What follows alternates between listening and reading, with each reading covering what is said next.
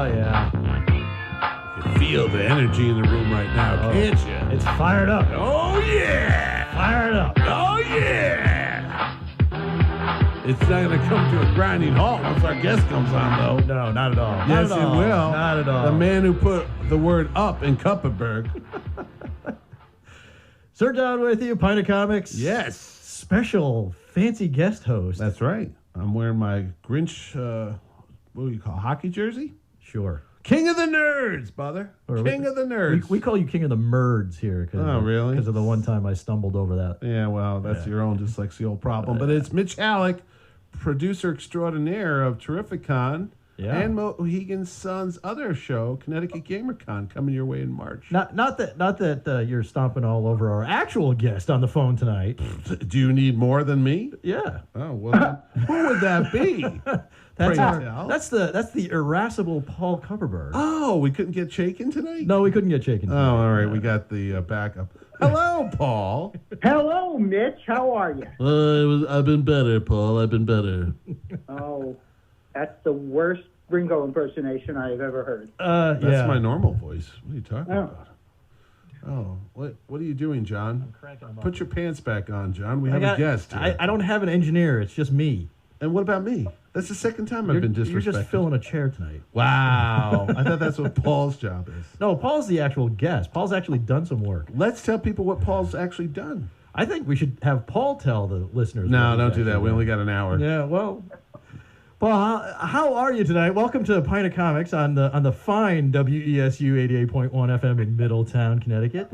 If you're listening on the non-terrestrial radio, it's WESUFM.org. The org. So, Paul. Yes. Would you please tell the fine Mitch here and the three listeners that we have Stop. what you've actually done, which is quite a litany list of You know the Ten Commandments? Paul wrote them. Yeah. I actually I had an editorial hand in it, but otherwise. Yeah. It was originally 12. I said 10, much better number. Yeah. But I've written a lot of comic books. I've been doing it for over 40 years. I started at the original Charlton Comics and worked for DC and a whole bunch of other publishers and Archie Comics. And I've written, like I like to say, I've written everything in comics from Arion to Zatanna. So A to Z for you kids at A home. to Z. You like how I did that? So you're the actual Mr. Ataz. No, stop it. Mr. Ataz. Ooh, a Star Trek reference. Yeah, well, I got to throw that in there. Yeah, I wouldn't get that. I would. Actually, you know what? Can I just interject here? Because I've known Paul for many years.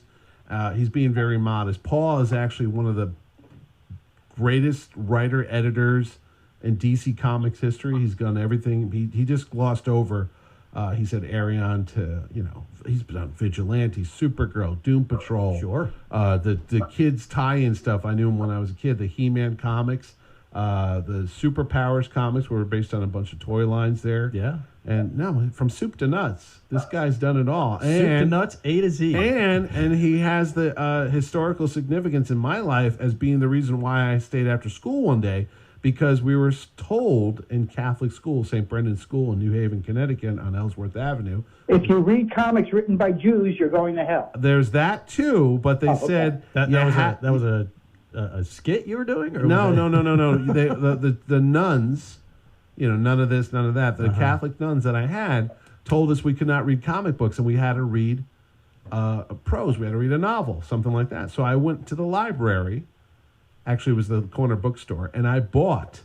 I think it was called Crime Campaign. Crime Campaign, Spider-Man. Spider-Man was on the cover, and the Kingpin was swinging Spider-Man like a baseball bat. No, he was swinging a lamppost. A lamppost. Okay, I'm sorry. I think it was maybe a Bob Larkin or a John Romita cover. It was Larkin. Yeah. And it was a paperback novel by Pocket Books. I think it was number 9 in the number 9 in the series of 11 ultimately. It went on ultimately, but it was written by our guest here. And I brought that to school and I was reading that, and they said, this doesn't count. I said, hey, wait a second here. Let's not get technical, but it does have words and not pictures. The Penguin came out and slapped you with a ruler. The Penguin did come out and stuff. And years later, I would meet Paul and Mr. Robert Greenberger. at a show, and I told Paul that story, and I brought the paperback book because I had saved it since I was a child, and he ruined any market value it had by autographing it to me. So Mr. I've been known to crush many a child. It's on eBay, but no. Paul is just. I've known Paul for years. He's very modest about his scribblings, his words, his scribblings. Yes, I actually have a photo right now of a letter sent to me by Paul. Oh, really? Yep. It was during the days when I would write letters to the comic books. And he was the editor. Comic books. Uh-oh. You know, and as an editor, he would send out. Is there a statute of limitations here? I don't know.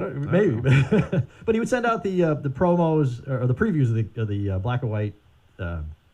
I don't know. Would you call those ash cans, or were they just copies of the work? No, we would send out preview copies of just Xeroxes of uncorrected proofs of the comics to readers for comments. Usually when we were starting a new book or something. Yeah. So we'd have letters for the first issue, so we wouldn't actually have to think and write a text. And what book did he send you? I've got a few, but I think this one in particular was the revival of Peter Cannon Thunderbolt. Oh, I remember that. Yeah, by Mike Collins. Yeah. I was thinking of Max Allen Collins. No, two different people. So it's a Mike Collins. Different Collins. Yeah. Different Collins. He's from the England. Not to be confused with Tom Collins. No, not Tom. No, that's the inker on Neil Adams for the X-Men. Yeah. No, we won't do that. Is that true? No. Oh. It's one of those Facebook things where you say no, it's not that. I thought it was a drink. Another wrong answer. Tom Collins. Wink, wink, nudge, wink, nudge. Nudge, nudge. Yeah. See. No. You got it. Yeah. No, but he, like I said, Paul is a very modest writer because most writers tend to be, I don't know, egotistical. He's a very. I've been with him at plenty of shows. He's been at my show, and he doesn't really take the spotlight and the limelight as much as he should. And considering, and I did want to bring this up, particularly for this, Paul, with the recent success of a DC streaming Doom Patrol series, sure, which does tie into some of the things that you wrote, and I believe that your work on that series prior to, we'll just say Grant Morrison's stuff. Yeah.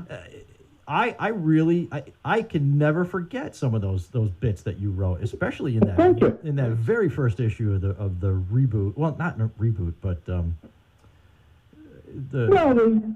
revival. The revival, yeah. Because it was a brand new series, right? It was after the Crisis. Right, that was 87, I think. Yeah. 86, 87. Yeah. And if anyone's looking for a nice holiday gift, that was just recently collected in a new omnibus by DC Comics, the Doom Patrol. Finally. Yeah. To get that out there. It's out there now on Amazon and bookstores near you. Yeah, because a lot of those issues were not republished at that point. Nothing has been. Yeah, this is the first time any of that stuff's being reprinted. Yeah. It's the entire run of the Bronze Age Doom Patrol, from the showcase stuff from the 70s that I did with Joe Staten, right, to the series with Steve Lytle and then Eric Larson in the 80s. So it covers that whole thing. It's plus we also found I had in my files an unpublished fill-in story that I had written back in the days when it was editorially mandated to have a backup story in the drawer in case somebody was running late. Right. So I wrote a plot and dialogue off the pencils, which were done by my pal Rick Stacy from Kansas City. Oh, nice. So that's published for the first time in the omnibus as well. Doom Patrol omnibus. Hey, real quick, that's a good idea. Hey, Paul, is it morphine? I don't think that's proper English. Paul will be the one to correct me. It's freer. When you're writing a bunch of characters like the Doom Patrol, who I got to admit in the 80s, I picked those books up too, but they weren't readily. They weren't the most popular characters. They weren't like the X-Men, the Teen Titans, or all that stuff. Does that give you some leeway because you go, hey, you know what? I'm not in the center spotlight. I'm off to the stage left, so I could tell a story I want to, or something I've always wanted to do in comics because I know it's not being. I don't think that ever entered my mind, no matter what book I was working on. You just kind of, you don't think of it in that context. It's more about, the characters and the stories you want to tell. nobody is saying they're going, this is too popular, don't blow it by telling a relevant story. Well, no, but they I mean, have look that. at what Marv Wolfman did in Titans, Right. He did this amazing book that, in a way that, even though all that X-Men stuff had been going all along, he found his own approach to it. And it was a blockbuster hit. It was. But I don't think they expected that. I think they thought that Teen Titans were minor characters, and it became the phenomenon that it did because no one was really focusing on that. They were focusing on Batman and Superman, I recently heard Marv on a podcast, and he was talking about that, and it was pretty much, okay, I'll do Titans. This way I can, it's a new book. I'm not taking a book away from a writer, who's already on it, and, whatever. Nobody cares. It's a Titan. Well, and considering this particular Doom Patrol run that you worked on, were you the first person that DC went to, or did you have to fight for it because you worked on the characters in the 70s? No, I had kind of staked my claim on the characters from the 70s on. I used them a few times, in between, in connection with Supergirl. Mm-hmm. Right, that's right. And there was also that issue of DC Comics Presents, that Ambush Bug story. Okay, yep. That I used them in, and Jerry Conway also used it in Supergirl during the run in Superman Family. All of these stories, by the way, included in the omnibus. That's right. Available at finer stores. And Amazon.com, right? And Amazon.com.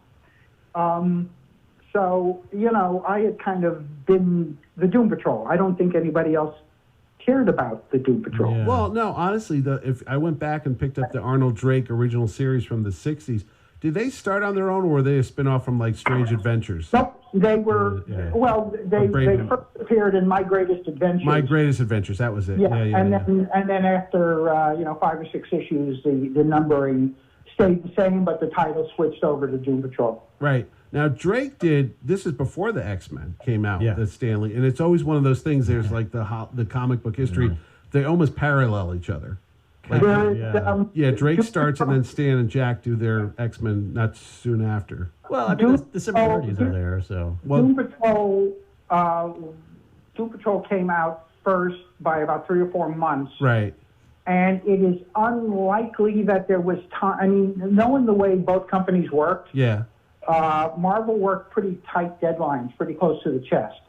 And DC, wasn't that far behind them. Right. So it's unlikely that anybody, that anybody was copying anybody else. It was because there wasn't a lot of crossover between the creators in those days either.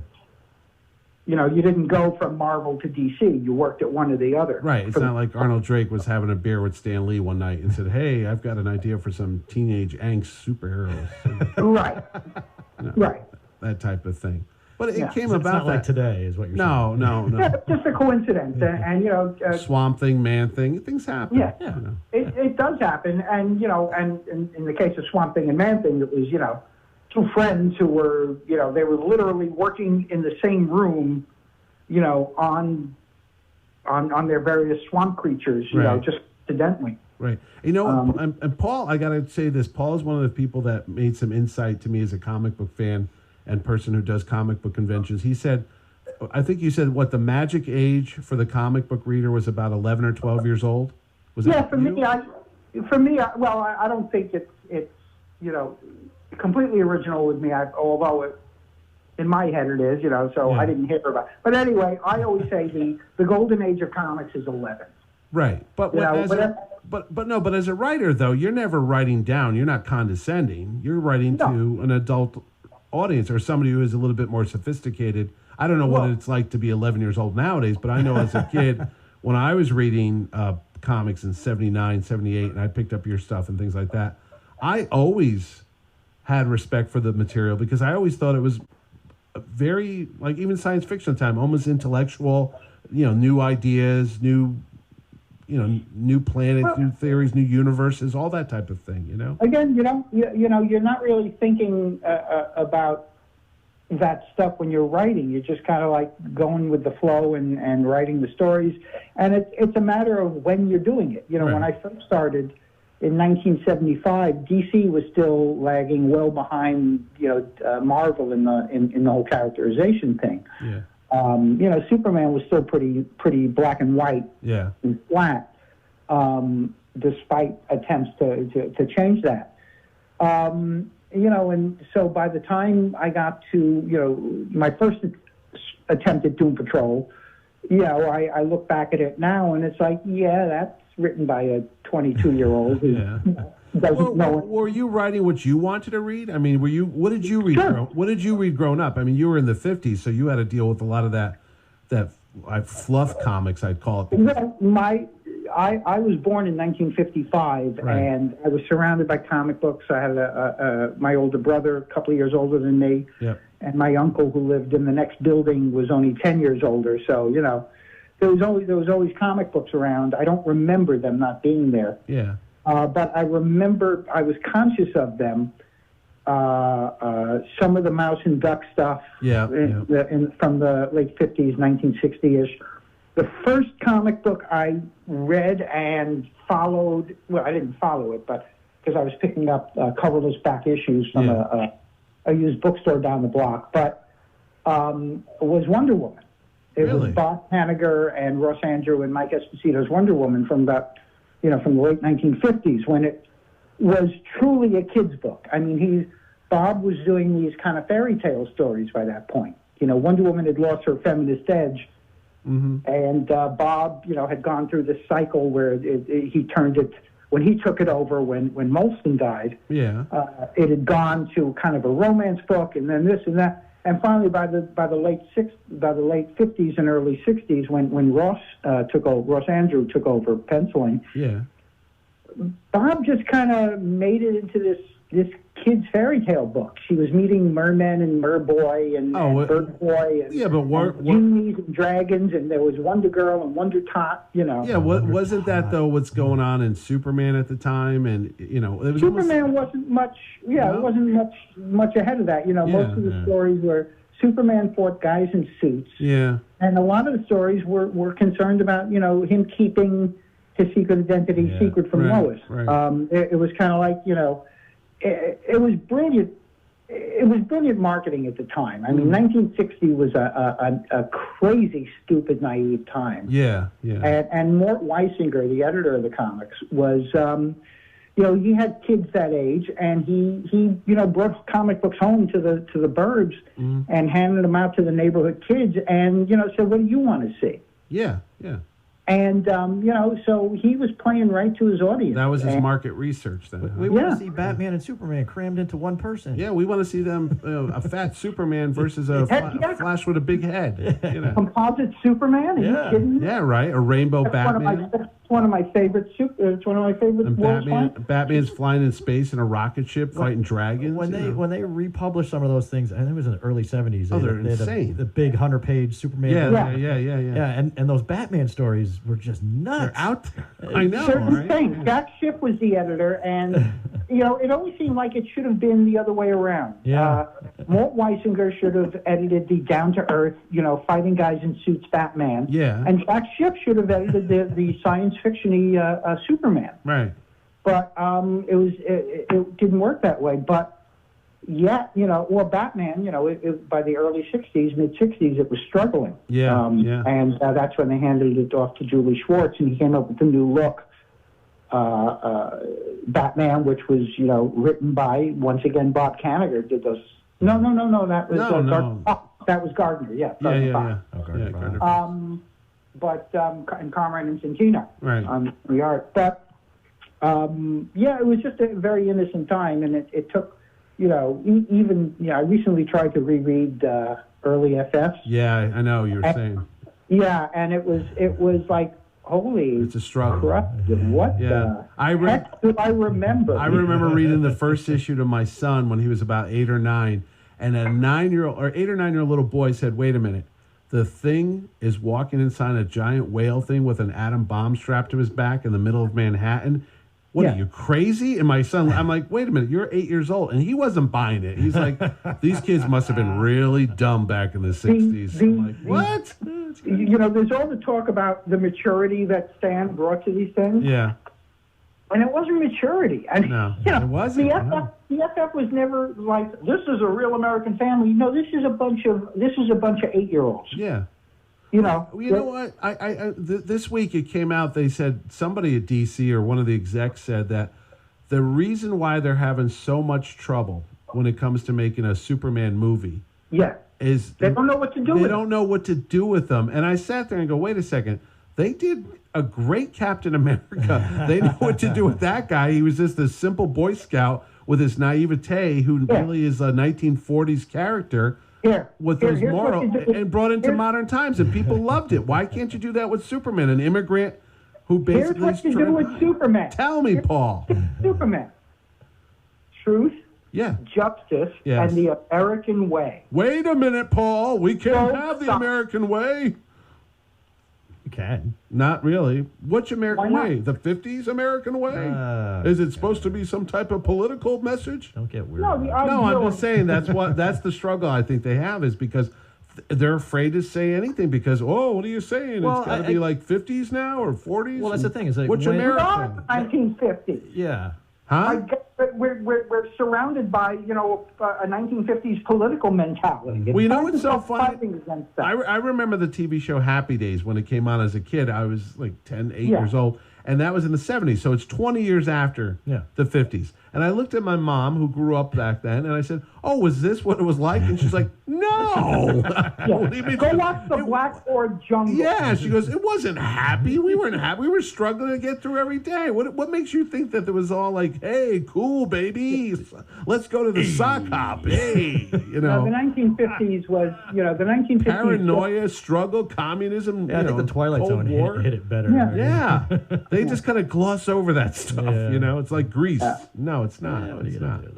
So but, I think that's funny. I mean, I look at that. I look at that stuff now. I recently I wrote an introduction to a Golden Age Superman omnibus. Yeah. Volume 6, I think. So we're now in 1948. Okay. 49. And I'm telling you, getting through those stories is not easy. Yeah, it is. There's not even an attempt to make sense. It's just like random events strung together. Sometimes you get a decent enough story, but that whole the stuff I grew up on. Like I said, I started with Wonder Woman. Yeah. But I soon, I caught on to things like Flash and Superman. I saw Superman on TV, and the 1940s cartoons were playing on TV in black and white. And then I see this, comic books in the candy store around the corner, and that's the same guy except in color. Right. And and then eventually I caught on to Marvel, and I read that. I was always mainly a DC fan. I mean, I like the characters, I like the comics, I like the artists better. It's just, but this stuff has never been overly intellectual, even at the best. It's okay. As much as we try to kind of like, no, really, comic books are mature. Yeah. They're not mature, they're puerile. Well, that's why we call the word graphic novel. So people don't laugh at us when we say we read comic books. But graphic novels are puerile. Yeah, they are. They really are. I mean, as long as you've got people in costumes who fly and can get killed and come back to life. Well, to be fair, Paul, when I read those books, I read it with my pinky out. So sure. That shows I'm austere, I'm an aristocrat. Going back to the Superman question really quick. Do you think it's possible for them to write a Superman 2-hour movie now that would appeal to everybody and make them rethink the character, or the boat sail, there's no way you could save Superman? No, I think you can. I think it can be done. I don't know if anybody in Hollywood can do it. Yeah. What is their fatal flaw? Because they try to make them appeal to adults? Is that the problem? Paul, let's put it this way, Paul. Do you think that there's too many writers being shoved into a room to try and get this to work? And it's not that hard. It's a simple thing. I guess there's some of that as well. I mean, I don't know the way, I know, and certainly on the TV shows, you get a strong sense of a lot of people competing for, Yeah. Well, do you watch Supergirl? Have you watched that? Because you've written the character in the comics. Did you ever watch? Yeah, I don't watch watch the shows anymore. No? I'm going to watch the Crisis crossover because I am a sucker. Yeah, that's on tonight actually. So Yeah. that's a big deal. Yeah, What was it? The Earth X crossover from last year. that was actually pretty good. Yeah. Oh, get out! No, hey, dude, the fact that they're making a show that has Earth X in it, to me, I'm like, wow, really? They tried. Well, That's there you amazing. go. There you go, Mitch. Yeah. That's exactly the attitude that allows the substandard. See, I'm not saying things like. This is why I had him on. No, I'm just saying because the fans will look at this stuff and go, well, at least it's there. Well, I grew up with watching that you. schlocky, what was it, DC superhero roast with Ed McMahon on NBC, well. and I grew up with Luke Ferrigno, I grew up with Captain Nice, Mr. Terrific, and Adam West. So Yeah. I'm just saying. So you were like, wow, it's come this far. I guess this is as good as we got. So, yeah. Well, there were a few moments of the Flash early on that I squealed like a little girl. There was like things happened, and I went, "Oh look!" Like the. Oh, it's Captain Cold. Yeah. No. It was the moment that Jay Garrick's helmet came skidding out. Oh, that was cool. But I got to admit, they did. What's John Wesley Shipp? He's always been cool as the Jay Garrick Flash. But yeah, even that's got a little long of the tooth, that Flash TV show. When it first started, I watched it like the first 2 seasons, and then it got to these all 20 episodes were all focused on one villain, and That's okay. I didn't mind that.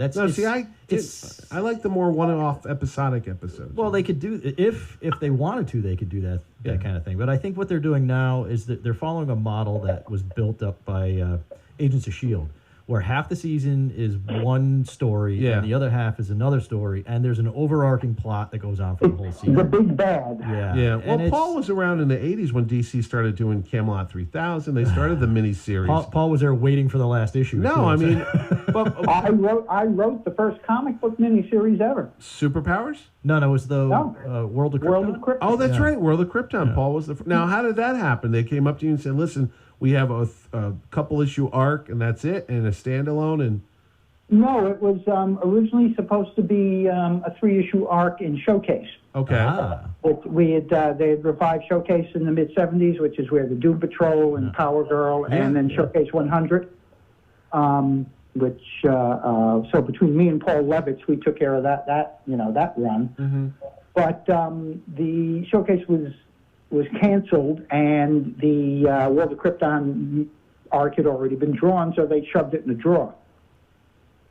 And then the Superman movie was coming about, and DC went, "Oh, swell, we can do all this movie-related tie-ins," and the producer said, "You can't do anything. You can't adapt the movie, right?" Because there were contractual problems with Mario Puzo. Oh, no kidding. Who was one of the writers on the screenplay. So they were suddenly stuck with an ambitious publishing plan and nothing to publish, which is why World of Krypton was pulled from the drawer and published as a miniseries. Okay. And Elliot Magan wrote his very excellent Last Son of Krypton novel. Yes, I have that. Instead of the novelization of the movie. Is that why it's not the novelization of the movie? Because as a kid, I bought that and I'd read it and I go, "This has nothing to do with the movie." What's Much better. Yeah, it was. The Green Lantern Corps was in it, and all that. Oh yeah, it was. They were watching the little Kal-El spaceship as it left Krypton. They were watching over. Oh yeah, it's really how they wove the whole. Yeah. In fact, he's somehow got. He's got an arrangement with DC. He's recently republished his 2 Superman novels, self-published them, and you can get them on Amazon or whatever. Cool. That's Elliot S. Magan. Elliot S. Magan For Superman with the exclamation point. For Satan. Yes. He went into politics, I heard. I was going to actually try to get him to be a guest at Terrificon, but somebody said he's up in Maine, I think. I think so. Yeah. Somewhere up north. Congress, yeah. No, I'm just saying a lot of the folks like Carrie Bates, Elliot, they moved on from comic books and got into either Jerry Conway, they got into TV, writing screenplays for television and all that stuff. So they did that. They did animation. They did gaming. Jerry Conway. He went on to, from Father Dowling Mysteries to the Law and Order franchise. Oh, that's right. I would see his name. He even wrote an episode of Three's Company, believe it or not. I'm not kidding. I believe. Not doubting. He and Roy Thomas actually have writing credits on a. Okay. Yeah, they were writing partners when they early on. All right, well, that's a good place to take a break because we do have to do our fake PSAs. Public service announcements. We have to follow the FCC regulations. We have to make sure the people listening do not grow up to be like us. Yeah, that too. Yeah, no, it's the last one helped me a lot. Now I know how to wash my hands. I know. Oh, I've got a better one for you, Paul. Uh-oh. Is it about the chainsaw? I could put that one in too. I love that one. I know it's a great one. Not to juggle chainsaws. All right, this is Pint of Comics. Sir John with you with Mitch Halleck, King of the Merds. And our special guest, the one and only Paul Kupperberg. There you go. Stay around as we play some PSAs for you. We are the Hero Initiative. Hero Initiative is the charity that helps comic book creators in medical or financial need. Superhero movies are often billion-dollar blockbusters, but many of the writers and artists who developed the characters see little or no money from that. Hero Initiative helps many of these older creators with their medical and financial needs, and now you can be the hero too. Find out how you can donate and volunteer at heroinitiative.org.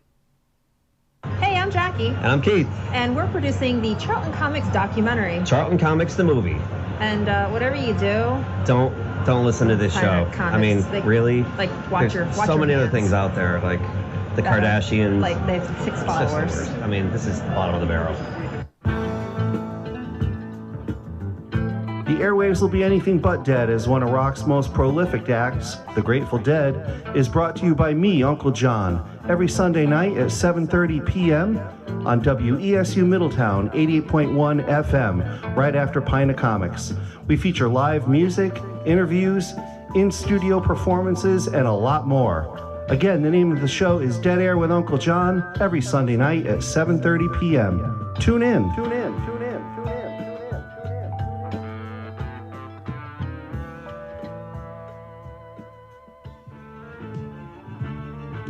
Your mom had an accident. I'll take you to her. Uh-oh. Look, Wild Bill. Who was that? Some stranger. He said Donnie's mom was hurt. I didn't know if I should go with him. Well, just don't do what a stranger says. Check it out with an adult you know. Remember, a stranger Can mean danger. Now I know. and knowing is half the battle. G.I. Joe. The chainsaw, do not attempt to stop the chain with your hands. Using a chainsaw, do not attempt to stop the chain with your hands. When using the chainsaw, do not attempt to stop the chain with your hands. When using the chainsaw, do not attempt to stop the chain with your hands. This message brought to you by WESU Middletown. WESU Middletown, 88.1. This is Sir John with you on Pint of Comics. If you're still listening, it's me with Mitch Halleck. Hey, what's going on, man? You're not going to say you're... Who I am? King of the Nerds? Oh, yes. Hi, this is Mitchell A.S. Halleck, King of the Nerds and producer of Connecticut's #1 Comic-Con at the Mohegan Sun every August. Terrific con. Also, join us for Connecticut GamerCon every March at Mohegan Sun. Wow. That's Well done. I got another one, too, but hey, man, we'll just go with that one. I got my Atari system all set up. And with us on the phone is our special guest tonight, Paul Kupperberg. Is he writer. special? Yes, he's special. He's I very don't special. think he's special. Paul's so special, he's actually attempted to rebuild Charlton as a name. I know, right? I mean, Charlton, Connecticut's own. Our own Charlton comic books. Our own legacy to comic bookdom history. Yeah, I heard the spot from Jackie and Keith about the Charlton documentary. Was that your first job in the comic book industry, working for Charlton? My first solo paid freelance writing was done for Charlton Comics, yes. What year are we talking? 75. And what book was that? Dr. Giggles? It was, it was just several horror stories. The first story appeared in Was it Dr. Coffin or something? Scary Tales #3. Oh, there you go. Yes. It was drawn by Mike Zeck. Yes. Oh, wow. Yes. Yeah. Young Mike Zeck. Young Mike Zeck. Charlton, the true farm country of Derby, Connecticut, of Division all- Street. No, Who knew? of old comics, It was though. an amazing little company. I was a John- big fan of their stuff. Yeah, John Byrne, Joe Staten. I mean, there's a lot of people that came. Bob Okay. Layton. Yeah. Don Newton, Yeah. Jim Don Newton. Aparo, Dick Giordano, Don Newton. Danny O'Neill. That's right. Or Ed Shaughnessy, is that his name? Oh, no, That was- Seamus O'Shaughnessy. Seamus O'Shaughnessy. James O'Shaughnessy, yeah. Ed Shaughnessy was. Oh, he was Johnny the drummer on Carson's the drummer. Tonight Show. Yeah, well, I was close. Hi-oh. Hey-oh. This is a throwback Johnny episode here. Now, you didn't know this, but Paul's the president of the Jerry Lewis fan club. Oh, is he? Yes, he was. Oh yeah. And the Bob Hope and the Don Rickles. Any of the people that do the shtick. The He was shtick. the shtick. Buddy Hackett. He was, yes, Buddy Hackett. Are you kidding me? Paul is a resident fan of the Borscht Belt. Oh, boy. Hello. I actually have a Borscht Belt. I'm wearing it now. It's my smell. The neighborhood cats keep coming along. Take my wife, That's please. Mr. and Mrs. Katz. But boom. That's Henny Youngman. I know that. Yeah. Paul and I have had many a lunch together where it just slips into like old men. Slips into old men talking about their prostrate. And I can't sit down, Paul. It's swollen. I'm usually sitting at another table. I by know, now. it is. Lady! He does that, even though it's a waiter. We don't know why. It's Paul, funny. while I can get Mitch to shut up here for a second. Hey! Yeah, good luck. Yeah, I know. Can you tell me at least about what's going on with the Charlton books? Well, we the history is I was talking with it actually started as a joke. It started as a Facebook group started by a guy then known as Fester Faceplant, although his real name has since been revealed to be Mark Knox. But he started this Charlton Facebook group, and it a lot of people who had worked for Charlton and fans of Charlton were joining it. And somebody made a joke about doing a fanzine or a comic book, and I volunteered to write a story if that happened. So suddenly it happened. And, it started out really as a fanzine. And I wrote a story that was kind of using the Charlton characters that are now owned by DC Comics, the characters which are the basis for the Watchmen characters. So we're looking at Blue Beetle and The Question. Blue Beetle, Captain Atom. I wrote a 10-page story using them, but keeping them in the shadows and never using anybody's name or anything. And the artist, the fan artist who was drawing this thing, took it upon himself to get in touch with DC to make sure we weren't, causing any trouble. Yeah. So, I decided, well, that kills the project. But anyway, Mort Todd came along. Mort's another old pro, not as old as me, but in fact, when he says when he first started writing for DC, Julie Schwartz sent him a copy of one of my scripts as a sample for how to write a script. So, but the format. Is that something you're proud of? Oh, sure. Yeah. Well, if you write a script that's good enough, that's clear enough, that the editor decides to use it as a sample to new writers, this is how you do it. It wasn't like how not to do it. Yeah. That would No, that I've actually written a whole book about that. Yeah. No, I have written for Charlton, for the new Charlton. I've written a book about writing comics, which is being produced as we speak. Oh, no kidding. Wow, yeah. Yeah. Like a dummy's guy. Yeah. Well, I know the books, the Charlton books that were produced, the new stuff. There was Charlton Neo. Yeah, but there was the second run of it that was being handled through AC. Was it? Yeah. Yeah. Bill Black's company. One of those. Yeah, one of those. I forget. Yeah, Mort handled those details. I just write stories. Yeah. There was a romance book. Yes, I did.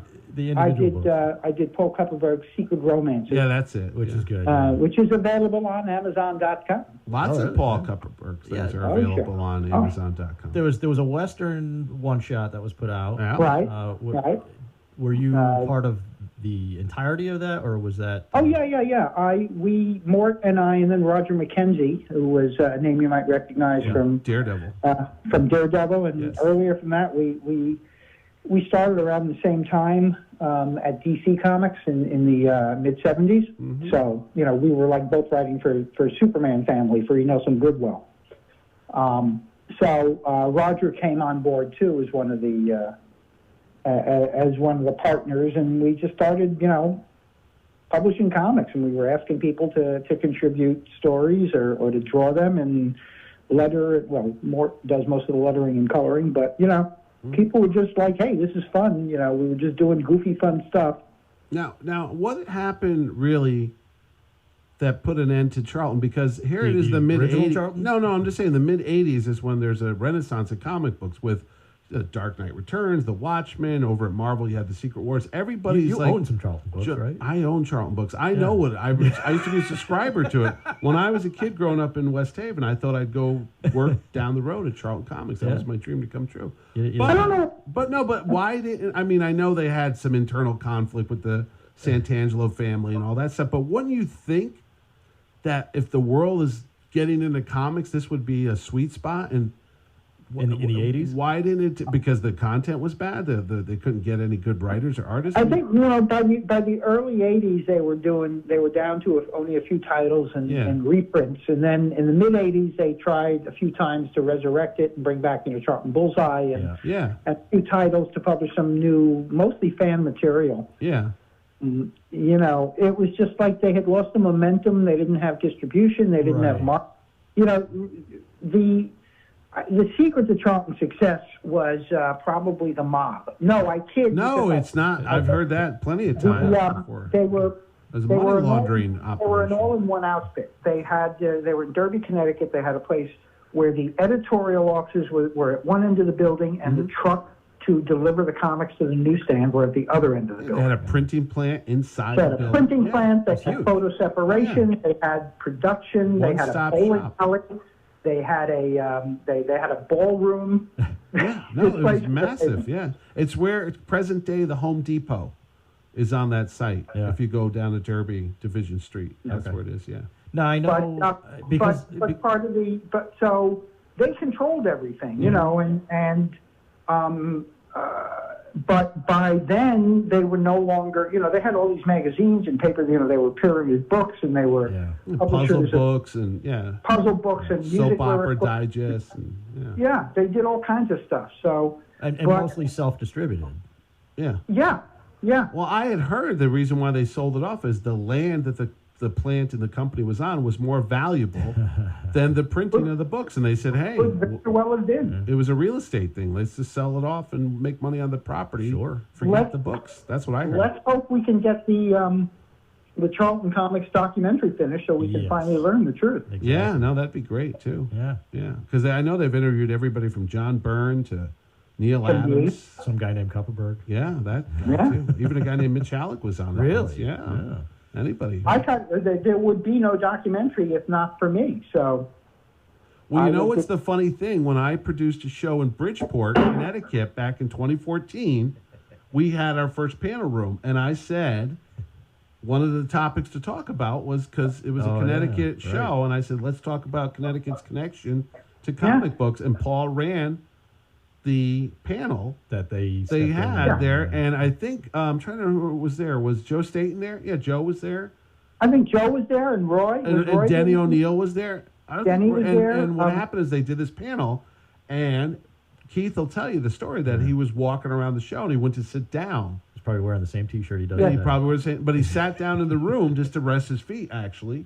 And he heard the panel about Charlton Comics. He had no idea about it. Rest his feet. And then he was like, "Oh wow, somebody should do a movie." He and Jackie came back. Yeah, that's how it happened. Yeah, he came back to me the next day with Jackie. Yeah, and said, hey, would you think about doing a documentary about Charlton? And, would you be interested? And I gave the response I always give to things like that, which is, yeah. Talk to me when you've got something. Yeah, exactly. And then quickly followed by how much. But that was that, too. And then Paul's also done worked for Archie Comics too. It's not just a he's I not a killed DC Archie. guy. He killed Archie. I always joke with him. Killed Archie. He wrote the book, The Life of Archie, oh. and he was in charge of Archie Andrews' demise, yeah. right, Paul? I killed him. Yeah, it was What a Michael bullet. Uslan. Yeah. And he got Paul to kill Archie. Now, Paul, you've seen the big success Archie's had with this Riverdale TV show on the CW, and the kids are in it again. What do you think? It's been, what, over 10 years now since you killed Archie? What? Has it been that long? Yeah. No. Yes, it has. No, it hasn't. It's How been many years 10 then? years since I started writing the book. It's been 5 years since I killed him. Oh, all right then. Sorry. Paul's got a reputation as the murderer. He's also killed Vigilante. He killed the Doom Patrol. Aquababy. He killed Aquaman's baby. Oh, that's Yeah. right. You were. I had that book as a kid. I was traumatized, and Paul wrote it. It's the Aquaman standing there with his hand on the gravestone, and Mira's screaming, "I hate you! You killed our baby." You have to look at it this way, Paul. I mean, considering some of the things that you've done in comics, you've done some things that people are going to remember for a long time, and affected the characters in the comics for a long period of time. And why did you kill Aqua Baby? That's pretty cool, though. He was asking for it. He wouldn't shut up. Mommy, all day. So. You're off. No, seriously. I inherited the storyline from, I think David Michelinie was writing it before me. Okay. But that was the outcome. They said at the end of this wrap up, we want to kill the Aqua Baby. Isn't that kind of dark, though? Put him in a box. Yep. Really? Wow. Actually, I think it said in Hi. 60. Hey, easy now there. I'm sorry. It was a showstopper. I clicked on the wrong button. I thought Mitch was playing with things again. No, I am, but not those type of things. Now, what was the reaction from the fan community? There was no internet back then, but did you get any hate mail? Yeah, there was mail. I mean, there was a lot of outrage, but I mean, not a lot of outrage. I mean, 8 people were reading the book, so. Oh. Is that why you got away with it? Because he was like, actually, 8 people. Probably in those days, it was probably 130,000 people reading the book. I know, right? The number still wasn't Even enough. the Lane comics had 100,000 readers on it. Yeah. That's sad, isn't it? Yeah. Yeah. Well, I mean, I considering the Archie stuff that you've done, I mean, it's almost as if some of the things that you did there really sparked off a whole new Archie interest in Archie as a publisher, not just the stories or the characters. Oh yeah. I mean, this is the first time they really deviated from the formula. Yeah. And went, I mean, they had done other things, the super teens and the this and that, over the years. But this is the first time they really committed to like a serious, ongoing, serialized story. And to their credit, they gave me my head and anything I came in with and suggested, any topic, they were like, fine, go ahead. Now, what about the character of Kevin Kelleher, the first outright gay character in the Archie world? Was that you and Dan Parent? No, that was just Dan. Okay. Dan had created him earlier. I wrote a couple of issues of the Kevin comic, and I wrote a young adult novel in 2013, I think, about Kevin's formative coming out year. And then I used them a lot in Life with Archie. I mean, what was the response then? Because this is, you don't want to say cutting edge, but no one had done that in the world of Archie before. It was the response. The response was generally pretty good. I mean, the biggest noise we did the wedding of Kevin Keller, the marriage of Kevin Keller. Yeah. In Life with Archie number 16. And that came out, and there was, it made the news, and there was, and then there was this. You can't see me doing the air quotes around big protest, right? By a group called Million Moms, which is actually 3 moms with a fax machine. Okay. But anyway, they sent out this indignant press release, and it made the news, and I got interviewed, and we talked about it. And as a result, because they had been, somebody had complained they were walking through a Toys R Us, and their child shouldn't have to see that on the magazine rack.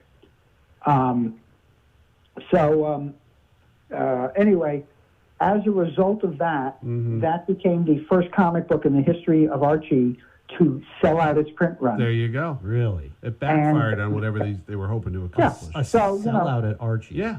Who as far as I'm concerned, if you wanna protest what I'm writing, please do. Right. And that's a big deal. I mean, Archie notoriously was, or I don't know if that's the proper word, but they dominated the newsstands. You can't get more mainstream than Archie. Right. I mean, after vanilla. After what we call mainstream comics really faded out of the newsstands, Archie was really the last one there. And Harvey had Richie Rich and Casper and all that. Harvey was outselling DC and Marvel just quietly under the radar. No kidding. In the 70s? Yeah, them and Dell. Newsstands were huge. Oh, no, I used to get my Richie Rich and Hot Stuff and all that, but I had no idea they were selling those big numbers. Oh, yeah. No, they sold massive numbers. Yeah. You know? I remember seeing sales figures for some of the Archie books that were well into millions just from the newsstand. Now, I'm not sure if that included returns after the fact, but that's different. Still, though, millions. Yeah, millions. Yeah. No, if you're shipping millions, then I don't think millions. You may have reached a million. Yeah. Right. But still, your sell-through, now you're looking for a $500,000 or better sell-through. So. And that's pretty impressive. That is impressive. Darn It'd be a hell of a lot more impressive now. Yeah. Paul's done everything soup to nuts. He's also even written tie-ins for product placement. I remember, was it the Radio Shack books? Yeah, Paul's, like I said, there's no topic that he won't I did touch. the TRS-80, the TRS-80 Computer Whiz Kids. I did a few of that. Now, do you know about these things when you get the assignment, or you do a quick study and just try to sound comfortable? I seldom know much of what I'm writing about. Oh, come on now.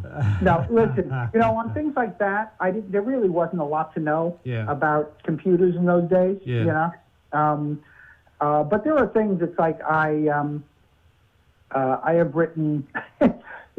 Speaking of Archie, I did for Nancy Silberkleit, which is one of the partners, one of the owners of Archie Comics. Right. I did she was on the board of Mothers Against Drunk Driving, and I wrote a short Mothers Against Drunk Driving story for one of the digests starring some football star. Mm-hmm. And, it was pretty simple. I mean, it was mostly this guy standing at a podium lecturing the kids.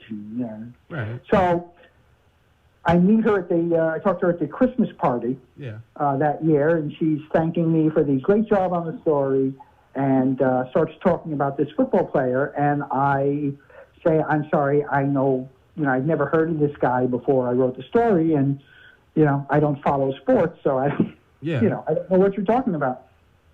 And she got angry at me.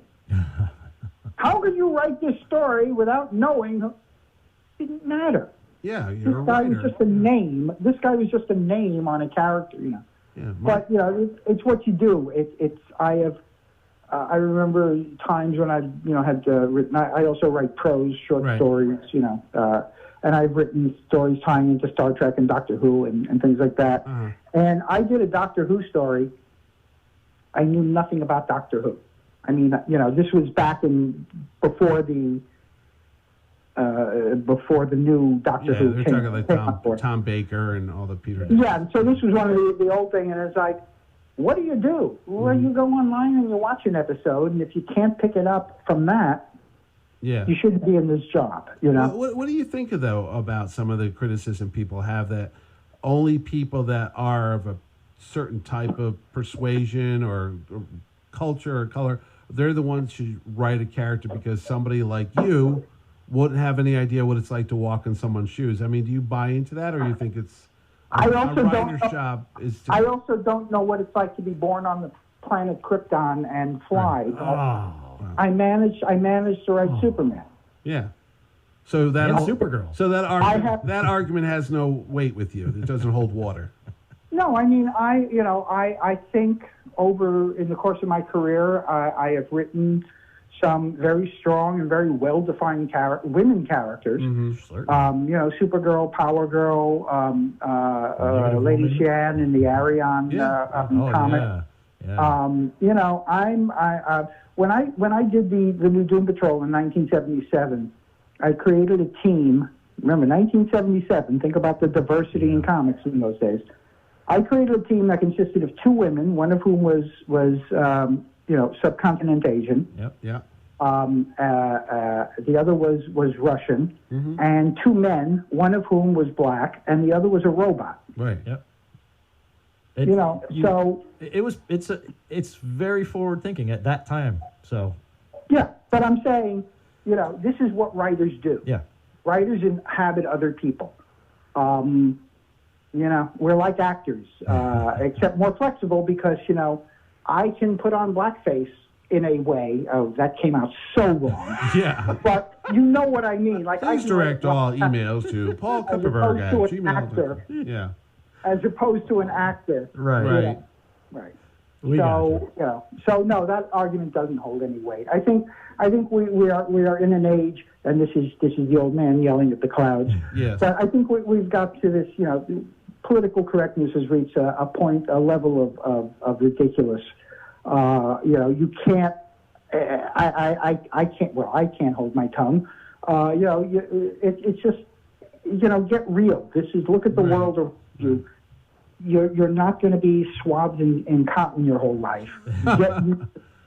So the fact that somebody does get umbrage or takes insulting, it's like, hey, well, that's just part of maturity and growing up. Right? If anyone wants to take it up with you, Paul, because we are coming down to the end of the show here, where can they find you to take it up with you?